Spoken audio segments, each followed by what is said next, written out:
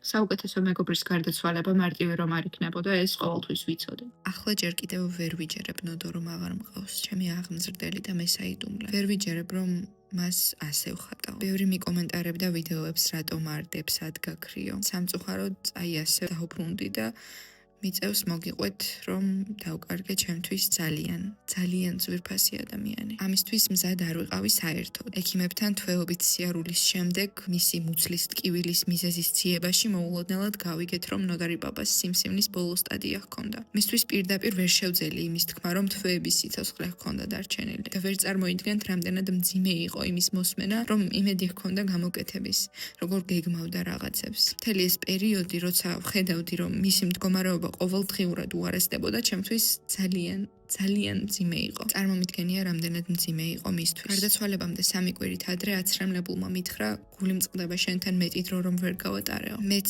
ძალიან მწყდება გული. ის დრო რომელიც მასთან ერთად გავატარე ჩემთვის ყველაფერია. მე და ნოდოს განსაკუთრებული ურთიერთობა გვქონდა. ახლა ძალიან მაკლია, მაგრამ მან მე ბევრი რამ მასწავლა და ჩემს დიდ თავგადასავალს თავაწეული გავაგრძელებ, რადგან ვიცი რომ ყველაფერს ისე გავაკეთებ, ნოდომ რომ მიამაყოს. იცით ნოდარი პაპა ჩემს ვიდეოებს ყოველთვის უყურებდა და შთაბეჭდილებებს მიზიარებდა. მოსწონდა რასაც ვაკეთებდი და ეს დიდ მოტივაციას მაძლევდა. კონტენტის ერთ-ერთ შექმნაზეც კი გვიფიქრია. მოდი მე ანეკდოტებს მოვყვები, შენ კიდევ ანიმაცია დახატეო. საოცარი ადამიანი იყო, სულიერად ახალგაზრდა, ყველაფერი აინტერესებდა, ყველაფრის შესწავლა უნდოდა. ჩემთვის და არა მხოლოდ ჩემთვის სამაგალითო ადამიანია. ბოლოს, როდესაც ნოდარი პაპა ვეღარ აზროვნებდა და მხოლოდ გრძნობდა, ჩამეხუტა. ვიცოდი რომ ეს ბოლო ჩახუტება იყო, ამიტომ ძალიან კარგად დავიმახსოვრე და ოდესმე ამ გრძნობასაც დავხატავ. ალბათ ყველაფერს ვიზამდი, რომ ნოდარი პაპასთან ერთად კიდევ ერთხელ შემძლებოდა Hotel California-ს მოსმენა ან რომელიმე ძველი ფილმის ყურება.